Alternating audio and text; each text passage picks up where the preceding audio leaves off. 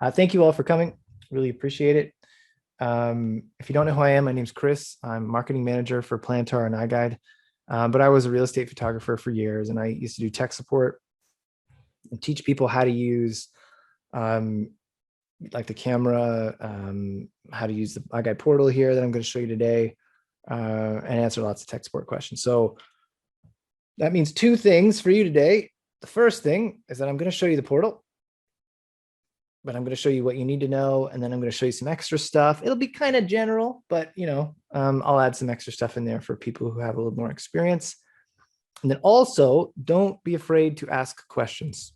Anything, it's all fair game. Maybe not personal questions, that's up to you, but anything about shooting. I know the topic is, the Iguide portal, but if you want to ask me questions about floor plans or whatever, just go nuts, put it in the chat. I'm going to avoid answering them unless they're specifically related to what I'm talking about until at the end. I'm going to talk about 30 minutes or so. And then I'll answer any questions you have, and we'll wrap this up in somewhere between 30 minutes and an hour, give or take. Because like I said, I'm doing intermittent fasting, and at 3 p.m., I got to get out of here and go eat. It's a big deal for me. Either way, let's move right along. So there was one thing I wanted to mention, and that's that we are actively trying to get YouTube subscribers right now. So what that means is that we're trying to get people to subscribe to our YouTube channel. So a newsletter went out yesterday, I want to say. Definitely look through the newsletter, no question there. But at one section there, you're going to see that it's kind of asking you to subscribe to our YouTube channel. And there's like this big, giant red button. Please click that and please subscribe to our YouTube channel. All of our content, all of our video content goes through YouTube. So what does this mean for you? Well, the benefit here is that if you subscribe to the YouTube channel and then maybe hit the little bell notification, I'm not sure if that's required or not, you will be notified or alerted when new content is created. So that means you don't have to wait for us to and video content is what I mean by that, which is what most people want.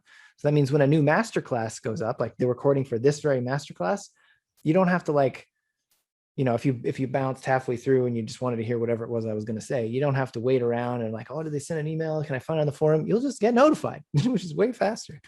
And there's also lots of other stuff on there, previous master classes and promotional videos and all sorts of things. So please subscribe to our YouTube channel. It would mean a lot to me.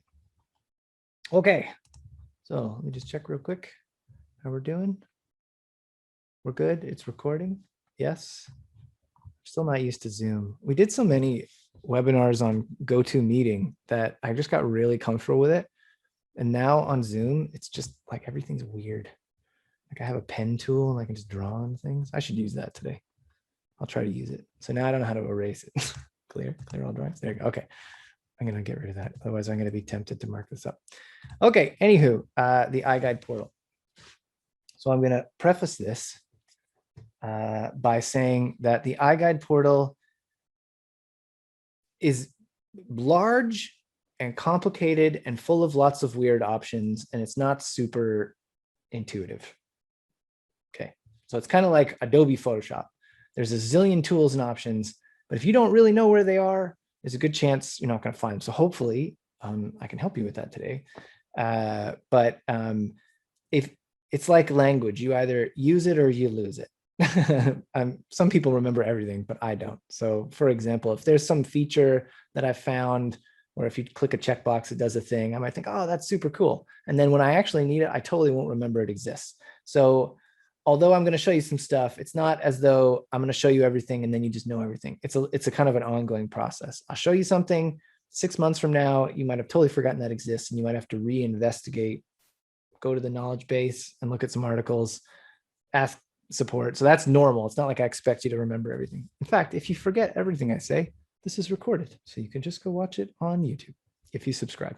I'm just going to keep hitting that the whole webinar. Sorry. What I'm getting at is that I'm going to show you some things, but there are some things that you sort of need to know and some things that are just kind of fun. And that, if you don't remember, it's not really a big deal. And there's some things you may literally never use. Maybe the options aren't for you. And I'll show you some of that stuff too. So let's start with just a basic overview of what the Iguide portal does and where to find it. So the Iguide portal to which I'm referring, especially if you're just brand new, is the login or backend software website that you log into to upload data in order to create iGuides.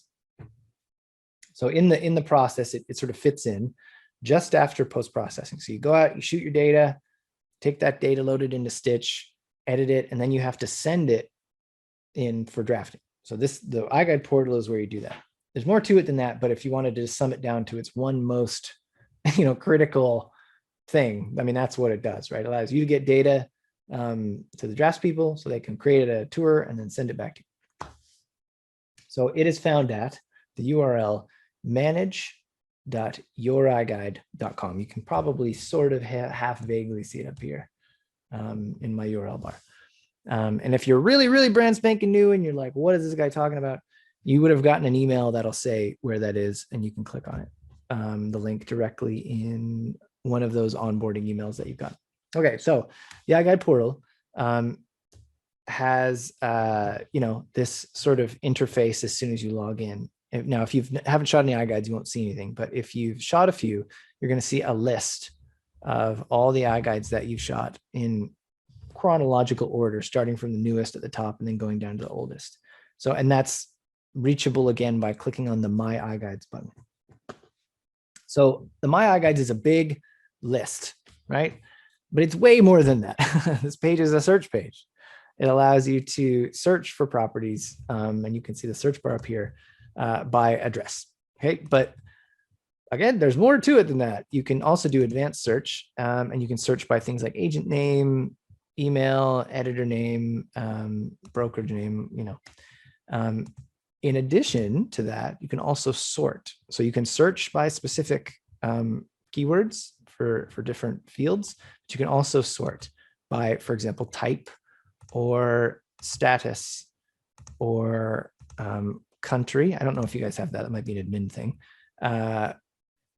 But the ability to look up iGuides here is critical because as your list grows, you don't want to have to scroll through 30 pages to find an iGuide.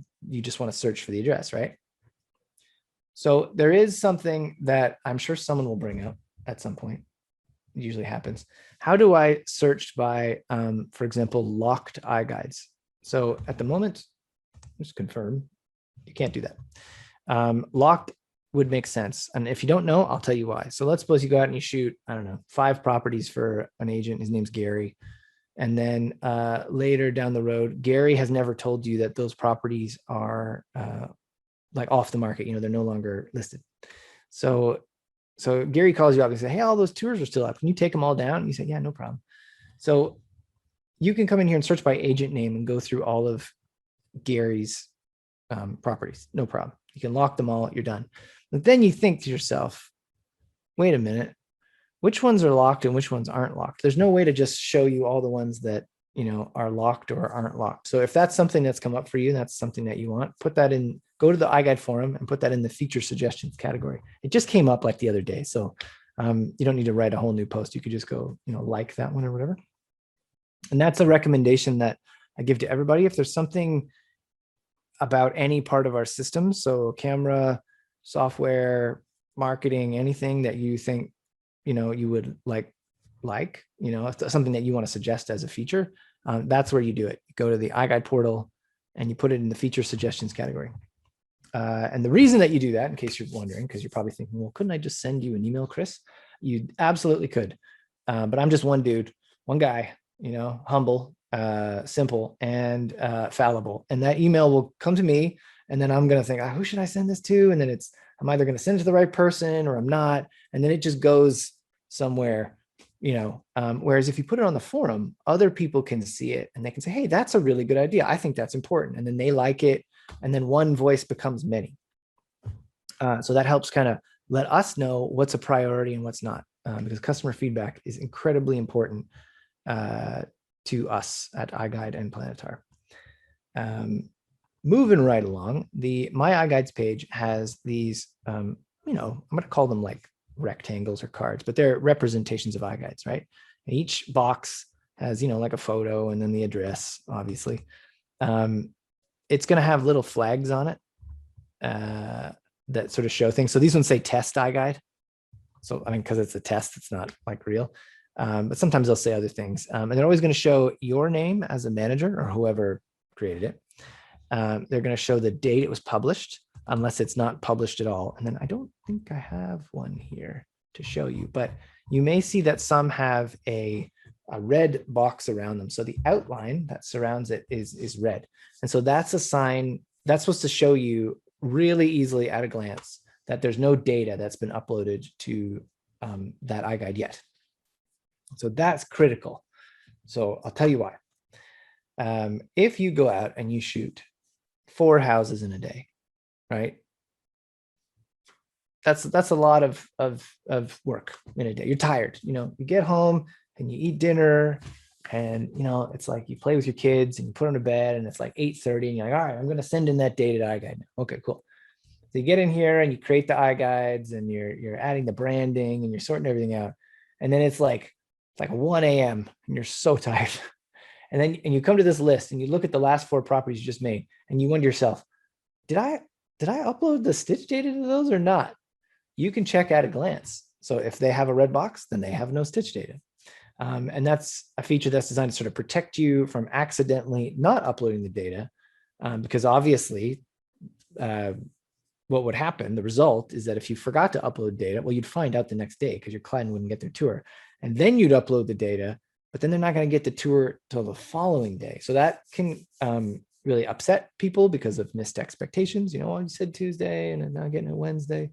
And we don't want that. So in order to make it simpler, we've made a very big, I say we, the software developers have put in a very large visual representation. Now there's another thing, I think it says missing data. And then under the status where it says published, it won't have a date because obviously it hasn't been published yet.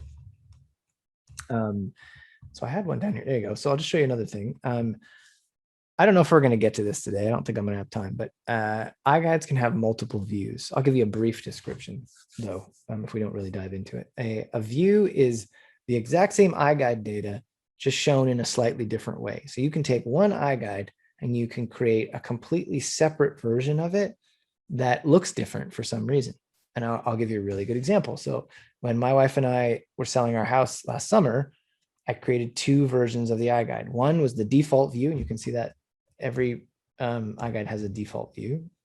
The default view was like the marketing one, it had like the nice stuff in the house. And then I created a separate view that had like the basement and, like all the really ugly, like weird stuff. But because we were like in the height of COVID and it was a really, really hot market, a lot of people couldn't get to the house. So I thought, well, wouldn't it be cool if you can have this separate tour for the listing agent, like in your pocket? And if people are like, look, we can't put in an offer without seeing like the basement and some other stuff, they could show it to them because the basement was just gross. It was like haunted probably and full of spiders bigger than dinner plates. I'm exaggerating a little bit, but not as much as you'd think. So having that extra view means I can show one set of people something, and then I can create a separate view and I can show other people something totally different that I wouldn't want to show the main group. And there is a distinct difference between a default view and an extra view. So the other views are often called private views. And the reason they're called private views is that they are not indexed by Google. So what I mean by that is that if you create an iGuide, as soon as it's published, unless you lock it or protect it, that iGuide will then be indexed by Google. So we send it off, Google sees it, and then if someone were to search for that address in Google, that property will come up. So if I search for 301 Green Street and I have an iGuide of 301 Green Street, well, sure enough, right on that page, it'll come up. And that's an extremely, extremely valuable thing because quite frequently people will see a listing, they'll hear about a listing. They're not necessarily provided with a specific link. So they're finding about the listing in some way other than a listing page. They're not on realtor.com. They're like, they're maybe driving by the house, right? And they just put in the address into Google, and guess what? Your tour comes right up. So that's very powerful in a marketing sense. So the default view is automatically indexed by Google unless you lock it or protect it. But the private views are not.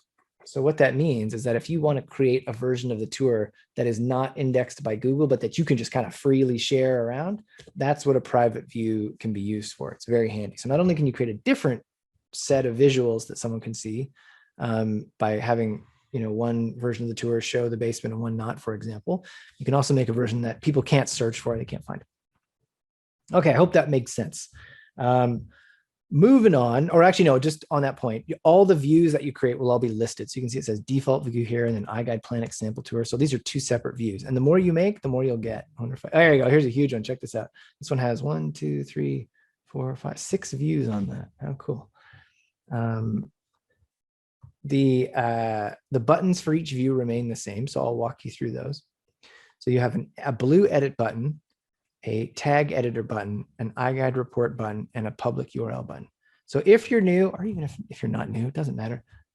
If you take away one thing from this webinar, like the one most important thing, it is this blue edit button right here. That is the thing. And the reason for that is that like 99 times out of 100, when you're on here and you're thinking, hey, I really want to do something, that's the button you need to push to do it. And I'll show you where that takes you in a second. But you also have some sort of like other buttons down here that say next to iGuide Actions, iGuide Details, Upload Iguide Gallery, and Upload Stitch Data.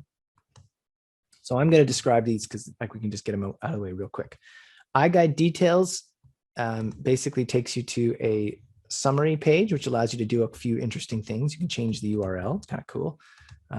You can edit the property address. So if you put in the address and you realize later, whoops, that was totally wrong. No big deal. You can just come in here and change it.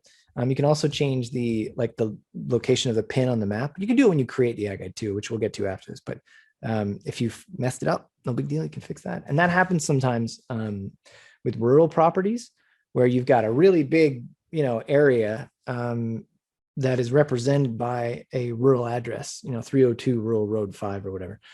But then when you actually make it, the map shows the pin like up near the road, but the house is like nowhere near there. So it's not a big deal. You can just move the pin and put it wherever you like. That's a bit fussy. I haven't had that problem too often, but it does happen sometimes. It happened once with I think it was a winery or something, where it was like this really long, windy road that went up into the hills, and the winery was like there, but the map pin was like near the entrance off the main road, and it just looked weird.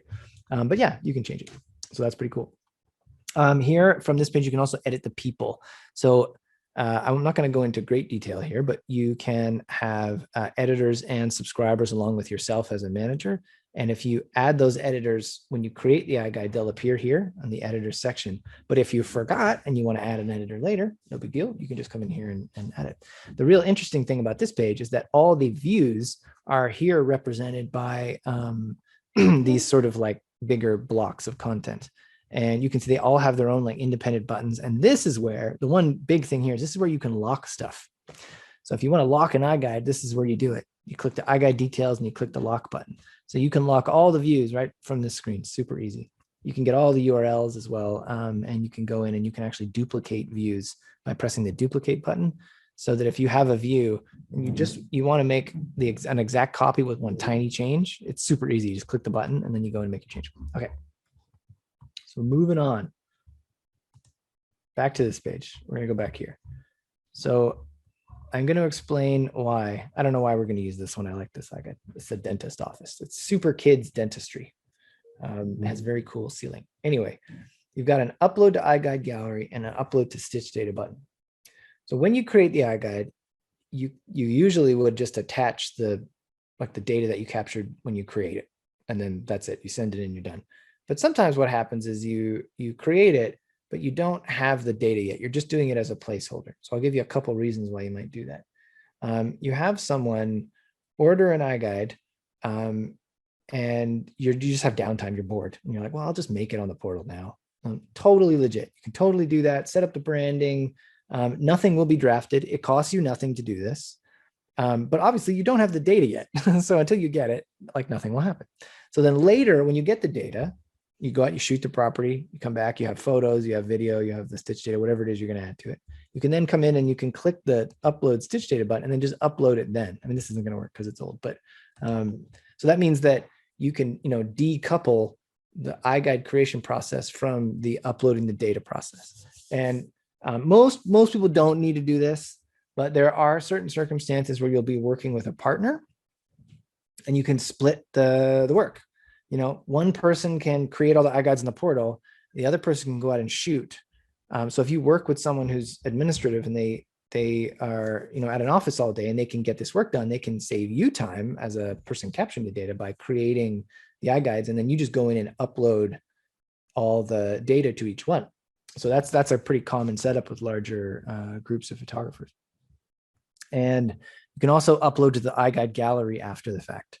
So the Iguide Gallery is really just a bunch of images that you can upload and that will appear on the Photos tab.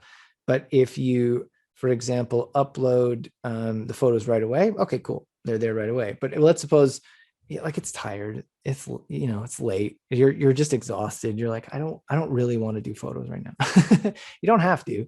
You could wait till the next day and you could upload the photos whenever you want. So what I mean by that is that if you submit iGuide data with no photos or video, no problem. The drafters are just going to draw the property, and the gallery will be empty, and you can add those photos whenever you like. The downside of that is that the links in the report will have no links to photos because they're not there yet. So if you're automatically sending data to your clients, so you have them auto receive the report, you need to get the photos in there before the drafting is complete. So you can't wait too long the next day. Long story short, you don't need to upload photos right away. You can wait and do whatever you want. I see a question. Can I omit the agent's email from the default view and include them on custom views? Sort of. So not in the portal itself in terms of editing, but think of custom views or private views or whatever we're calling them, extra views, as just separate versions of the iGuide. So when you share it with them, it can have its own report. It can have its own links to everything that you can send. So if you wanted to, what you could do is you can set up a version just for the agent and have different versions for other people. You can always exclude, it's kind of a complicated answer because there's a lot of places where you can put an agent's email. You can always exclude the agent from receiving anything. You can prevent people, you have control over access, we'll say that. So you don't have to give an agent access to the iGuide portal, for example. You can keep that to yourself and then they can just get the tour. You can give them a version of the default tour. You can cut it off. You can give them a version, you can give them a private version and not use the default version. You can edit the default version so it's missing stuff and then make a private version with more stuff in it and share that with them. I mean, the possibilities are kind of endless. I'm going to say I answered that one. That was a long answer. I'm sorry. Chris, question about the gallery. If I have 25 images and image 14 of 25 needs to be edited, I've been deleting all 25, re-uploading them with edited images, replacing 14 in the earlier version. Am I making it too complicated? Yes. Let me see if I can. I don't think this one has photos. Oh, you know what it does. Hold on. So I'll just show you, Peter. So there's a quirk with the iGuide system. So with great flexibility comes great confusion. That sounded far more important than I meant it to. But when you have photos attached to an iGuide, they're in like what I would call like an archive. They're associated with the iGuide as a whole. And then rather than have those be specific to each view, you have the ability to show each of those images or hide them. So they're still there, you just show or hide. But the controls for that necessitate a bit of confusing UI in terms of changing the images. So I'm just gonna show you where to find it. So if you click on Upload to Iguide Gallery, you're gonna get this, right? And all this has is delete. But if you go back and you click iGuide Details, okay, and you see how Gallery has an edit button to the right of it, and you click that, you're going to get the exact same screen as we just had because I messed it up. Hold on. What was it we do? Oh yeah, we click edit here. That's the one. Okay, sorry, I messed that up. All that delivery for nothing. Sorry, go here. We'll do it again from the beginning. Go to You see, find your iGuide, click iGuide details. You ready? Then you go down to here and then click the blue edit button. There's the one. There we go. So now we have gallery and we have a blue edit button beside it. Click that one.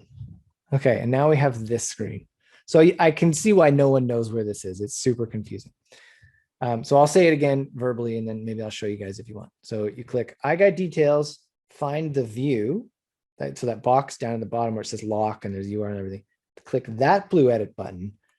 Then you're going to get a screen that says gallery and click that edit button. And so what you get is you get this screen, which allows you to move your images around. So what you do is you go upload your image, your new one. You deleted number 14 and you have a new number 14. So you go to the bottom and you'll see your newest images here.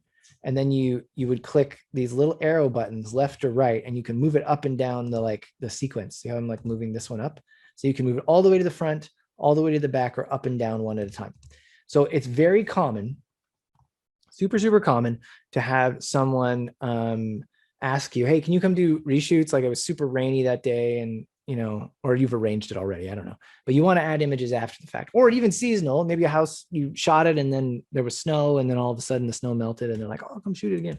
So you have images that you want to place like ahead of the other images because they're, better. So you want to sub them out in some cases and then replace them. So this is where you would do that. I hope that sort of makes sense. Yeah, that's a weird one, eh? Like, how would anybody ever know that's there? But it is very convenient. So the other option that some people sometimes prefer, so this is totally legitimate. What you can do is if you are diligent about keeping your images sequenced, you could in fact do exactly what you just suggested, which is just delete all the images and just re-upload them all again. Sometimes that is slightly easier. So occasionally what will happen is that you won't have sent those images yet to your client. So you'll have to do that anyway. You'll have to order them properly so that they stand alone as like a proper sequence from start to finish.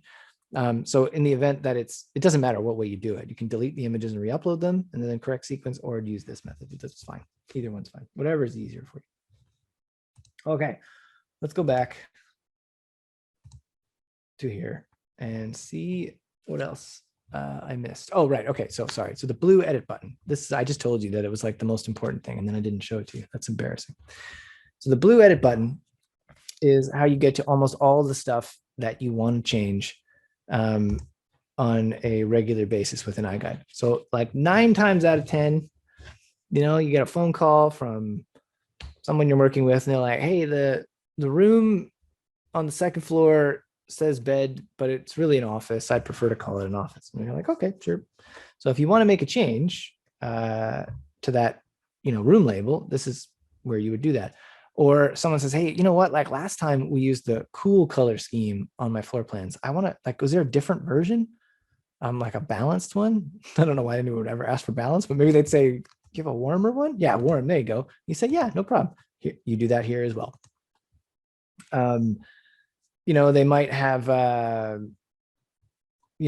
the property up for a year and they might say, maybe it's not for real estate or maybe it's a demo or something. And they might say, well, how do I extend? I want to go past a year. I want to extend my hosting. Okay. Expiration date, that's here. Or they want to make a change. Actually, this is probably the most common thing. Hey, I want you to hide the map on the iGuide. That's what they're asking. You say, yep, no problem. So here you go. There's the option to hide the map. So I don't have time to go through every single one of these options, but I'm going to show you the key ones. Okay. So the number one thing that you need to remember when you're working in here and you're changing settings, okay, this is a big one, is that you have to go to the bottom and click this blue save button or none of the changes that you make will take effect. Okay. It doesn't matter what you do. If you don't click that, it's not going to work. So that is critical. So if you only remember like one thing from all the stuff I'm about to say, that's the one. But I'll walk you through a few things here. So the title you can change. Sometimes addresses have really awful like numbers and they're really weird, or they'll have multiples. It'll be like the actual address is like 33 Rural Road 7 Highway 6 or something, but that's really ugly. The one they actually use is like 24, I don't know, Eaglewood Street or something. It's just that on Google, that's what it thinks it is. You can change the title so that the address is anything you want by changing this field right here. Units, sometimes you have people who like metric more than imperial. That's kind of cool. You can change the color schemes. I already mentioned that on the floor plans and on the tour. So this is probably balanced, or what did I pick? Warm. But they're independent. So you can swap it. I don't know if it changes in real time. Oh yeah, it does. Cool. So there's gray. Not my favorite, but that's okay. I prefer balanced. That's my favorite. You can change the PDF independently, which is kind of fun. And compass angle. Actually, I will mention this because it does come up a lot. When you're shooting, the camera has a built-in compass and it's going to take readings. Every so often, you're going to come across a property where the compass cannot get readings. You're in like a condo or something where there's like nothing but concrete above you, and you're going to get compass errors when you're shooting it. No big deal. Just ignore them. It's mostly just annoying while you're shooting. The result, though, is that later, this little compass that's down here on the floor plan, it won't be there. So every single scan that's taken has compass readings, and those are all averaged together to then put this compass to show the property's relation to north. So if there's no compass data, you can't put the compass, but you can manually put in a number here and get the compass to show up. So sometimes what people will do is they won't get it. They won't be able to input it, or they won't get it at the property because the compass can't get a reading.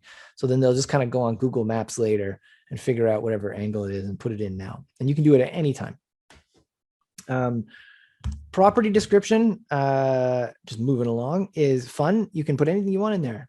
You know, I often would I just go find the listing and I would just copy out like whatever marketing copy they have for the property, you know, beautiful 2.5 bedroom on a golf course, blah, blah, blah, and just paste it in here. You know, to describe the property or any key features, custom text for PDF. This can be anything you want, but it's very common, as you can see, I have here to put a little disclaimer in.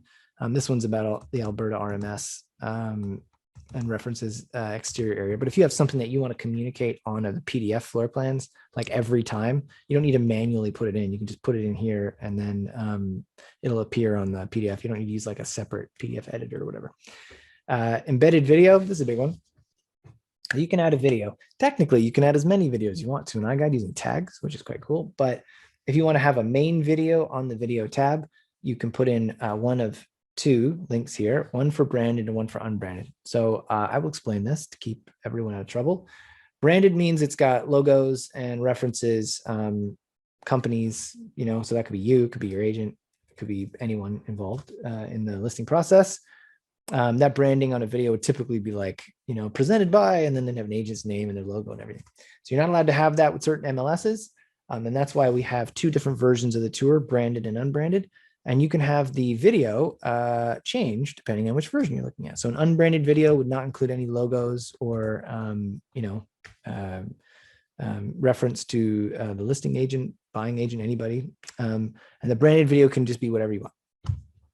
The having a branded video can be extremely powerful when it's combined with an iGuide, because you can just do a lot with video that can be really impactful and eye-catching and amazing. And the iGuide really like plays nice with it. It occupies the whole frame, looks really good. And then having the ability to have the two versions is just like, it's awesome. I would have killed for that in the olden times. This thing down here, protection. So protecting an iGuide means that people have to log into the iGuide portal to see it. So you would use that for properties that you only want to give people access to very specifically behind a login.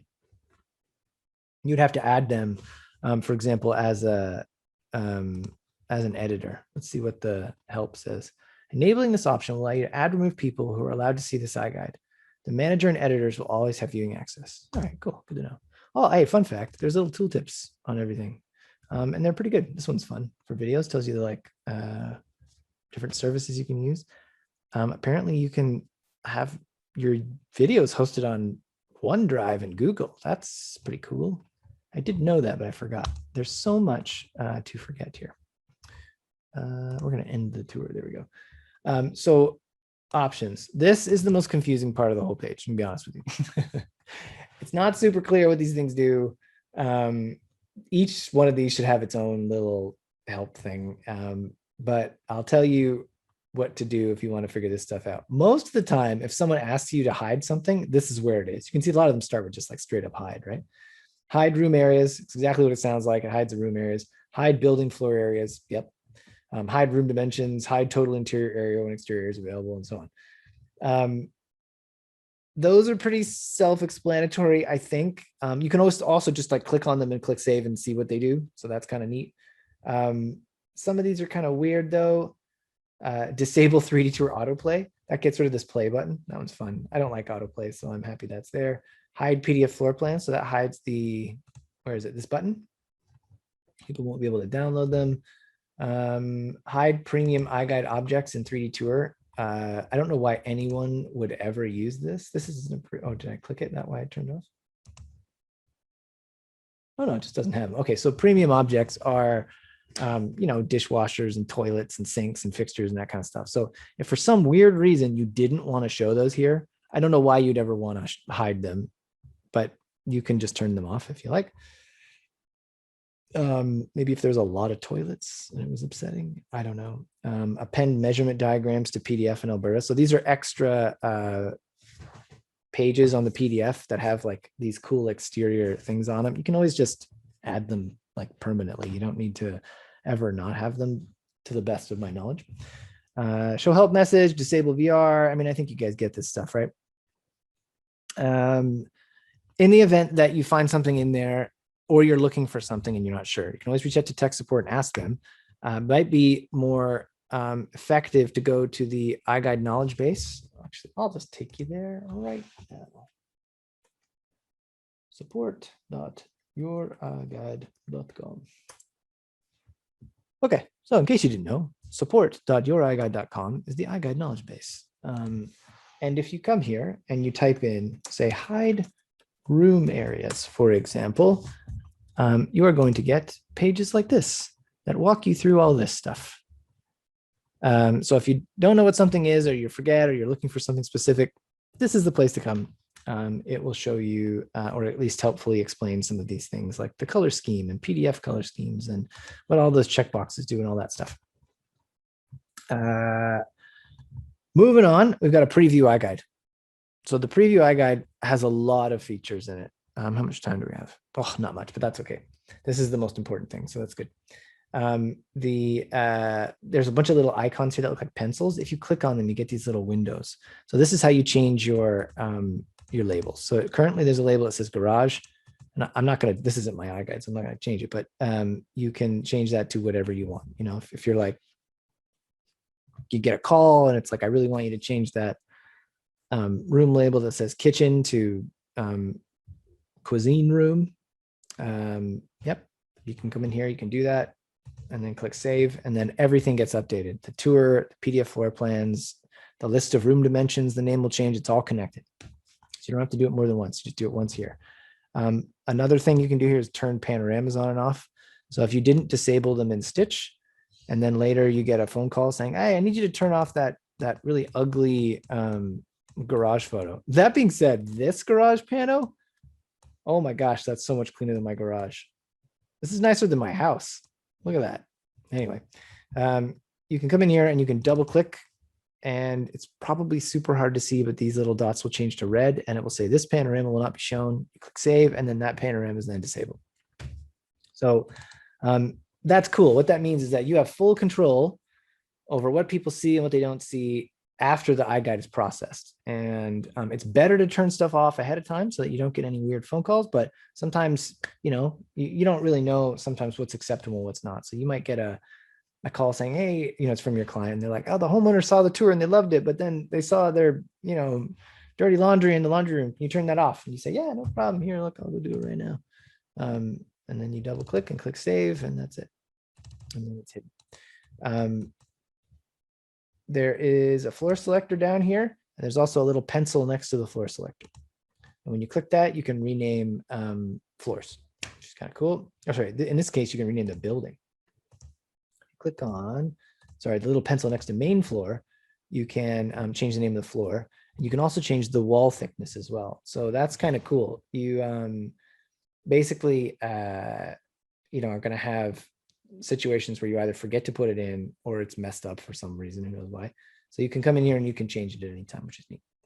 You can also disable floors. can't disable a building. That makes sense. Did I see that? Oh yeah, show in Iguide. So you can turn a whole floor off if you want. And that's like really, really common to do that. And what I mean by that is, let's suppose I shoot a house, there's a 100-year-old house. The basement's probably going to be like gross. So don't go and disable every panorama. That's weird. Just turn the whole basement off. However, that being said, if you do disable all the panoramas, the floor plan is still visible. So there's still value there. So that might be what you want. You might want to leave the floor plan up, but then have people not have actual 360s to look at. Again, totally up to you. You can also change the grade level. So if you messed it up, it's a basement walkout and in your area, you're not sure. And you think, I think that's below grade. And then later the agent's like, nope, that was above grade. No big deal. You can come in here, change it, and you click save. Okay. So there's a cool hidden thing in here that I didn't show you yet. Top left-hand corner, there's an actions button. If you click it, this menu pops down and you've got some sort of cool things you can do. You can show all or hide all. That's very convenient if you want to like subtract all the panoramas from a whole basement, but you want to leave the floor plan up, to my point earlier. But you can also, this is probably the most important one, add a new label. So here you go. Check this out. So let's suppose there's a label here and I'm like, I don't want a label here at all. I want it like in the corner. No big deal. You add a new label and then edit it. We'll call it the best label. There you go. That's clever. I spelled it wrong. Impressive. Well done, Chris. Smooth. And then I could come in here and I could just turn this one off. There you go. So now that label is red, signifying that it's not there. And then I can put my custom label wherever I want. So this is a really common thing. So our labels get auto placed. It's all automatically done because it would take forever, take a month of Sundays for someone to put them all in the middle of a room, right? So maybe the room's like a really weird shape. Like it's like a strange L. And the label happens to be in the middle, but you're like, that looks dumb. I want it like over here. That's how you do it. You turn off the main one, you just make a new one. It takes 5 seconds and just put it where you want. So I'm a big fan of that feature. What else was in here? Show all labels, hide all labels. Oh, that's cool. So you can show all or hide all. I don't know why you would do that, but that's neat. I'm a big fan of that. The other thing that's here that's, again, kind of hidden, not immediately obvious, is this button up in the right-hand corner here of the image. It says set initial angle. So in Stitch, you can control the first thing that people see when they click on a pano on the tour. And that is sort of important for when they first start the tour up, but it's really, really critical for when they're using floor plan navigation. So I want you to watch what I'm doing. I'm going to click on this circle on the visuals and I'm going to move forward. So now to make it seem as though I'm immersed in the property and I'm actually there, I just move forward. So what I was looking at, the angle was preserved from one scan to the next in terms of visuals. Now I'll show you again. So if I do it again, I'm going to move forward. I'm going to see the same door and then again, the same door. But watch this. If I just click on this panorama on the floor plan or this one, oops, I clicked on the label by accident. There you go. It's just going to show me whatever, like whatever the starting point is. Oops, here, I'll just do this one, I guess. Oh, it's showing me the stove. That's cool.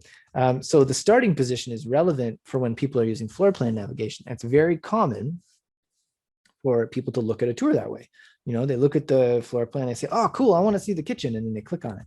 So if the first thing you pointed the camera at was something super weird, like a faucet, I don't know, or it wasn't what you wanted anyway, perhaps this was not the starting position you really wanted, you really should have started it pointing this way, you can click set initial angle and it will set it so that this is the first thing people see. So that's really handy. I'm going to go to the Q&A. Is there a difference to the hide all panos command under actions and the hide in Iguide command when clicking on the floor as you showed? Yes. So I'll explain that. Okay, so when you hide all the panoramas, what will happen is that the floor plan will still be visible on the tour. The floor will still be visible on the floor selector, but there will be no visuals to look at. So if you hit all the panoramas, then there's nothing to visually navigate. People can still measure on the floor plan. They can see the square footage. They can see it again, like I said, in the floor selector, but there's no visuals. If you disable the entire floor by clicking the pencil, this floor will not even appear in the dropdown. It's like it vanishes completely. And there are some advantages to that in that it makes it disappear from the square footage. Most of the time, that's a huge disadvantage, and you wouldn't do that, to be honest, because one of the benefits of having that floor plan is that even if a space is just hideous, you still get the value of having its size and square footage like reported and be visible on the listing. Like, and I think it's pretty clear on a listing, probably not, now that I'm saying it, but I think for some people anyway, it's pretty clear that when you see a floor plan and there's no visuals associated with it, that's kind of understood to be like, well, okay, it has no marking value. It's probably an unfinished space or it's a rough space or something like that, right? But it's still there and it still might have potential for future development. So it should factor into the listing in some way, and people probably want to know about it. I'm going to say I answered that. Check the chat real quick. That really needs to be drag and drop. Ha, amen. I agree. All right, moving on. You can undo at the bottom. It's kind of cool. And then you can reset to defaults. So defaults are like basically how it was set up when you submitted it, if I recall correctly. I'm going to reiterate this because it's super important. You need to click the save button at the bottom if you make any changes in here. So if you don't, you're going to regret it. I've done this so many times where I've come in here and I've made a change and, you know, I'm like, that was so fast. And then later I'm like, I never clicked save. So none of the stuff that I saved was captured. So then I have to go back and do it again. There is a little hidden thing down here in the bottom left-hand corner that says start iGuide with current Pano. So if you click this and click save, the very Pano that you have clicked right here will be the very first one that will load. It's the initial panorama starting Pano when the iGuide tour gets loaded. So when someone goes and clicks on the link for the tour, that's the first thing that will come up. You can only change the current Pano, or sorry, the start Pano for the entire tour, not per floor. This question comes up all the time. How do I change it so that when people go, you know, to the second floor, it shows a different panorama to start? So you can't, essentially, not here, not yet. But in Stitch, when you're editing, the order of the panos from top to bottom is the order that they're displayed in. So the very first one for the second floor is the first one that people would see. So like most of the time, you know, it's just like this, right? You walk up the stairs and the first place on the second floor that you shoot is just like, yep, right at the top. And this will be the first one displayed. But sometimes in the real world, you know, you get to the top of the stairs and there's like someone trying to walk through the box or something. And you're like, oh, no big deal. I'll go start over here. So you start somewhere maybe a little bit unusual. And then that's the starting Pano, and that can be a little awkward. So you cannot change that after the fact, not yet anyway. Okay, moving on. Let's go back here. How much time do we have? Oh, only 10 minutes. Okay, but there's questions. That's good.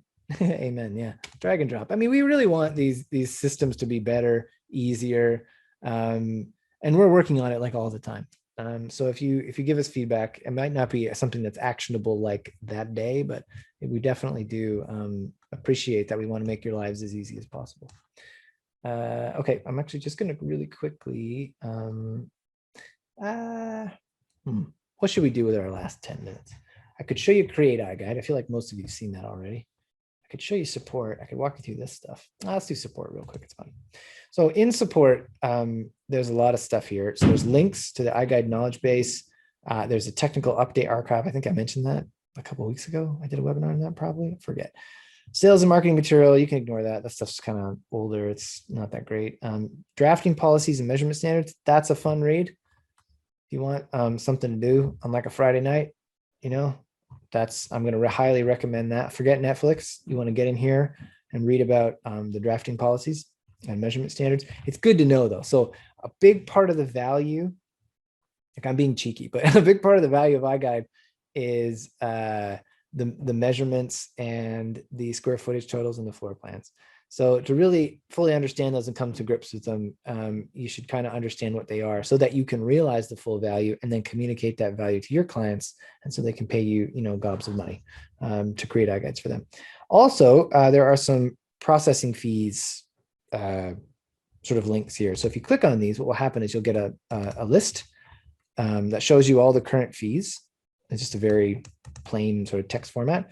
But in addition to that, super fun, you can click the calculator and you can use the calculator to determine the cost of a job.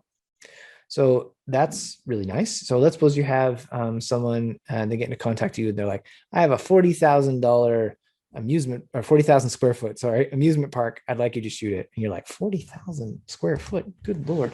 So you can come in here to this calculator and you can put in 40,000 square feet. There you go.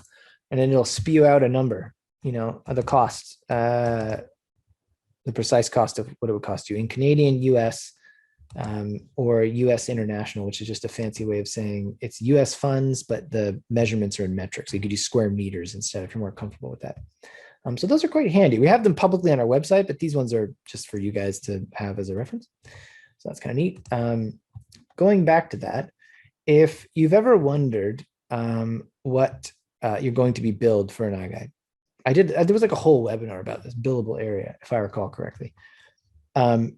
You can find that information in the portal very easily from this sidebar. So you would, very similar to what I mentioned before, where you click the blue edit button. Let's go back to one of mine. Click the blue edit button, and then you're going to get into this interface. You have all these buttons on the side. If you click on packages and actually package and add-ons, and then you scroll down a bit, the billable area is reported here.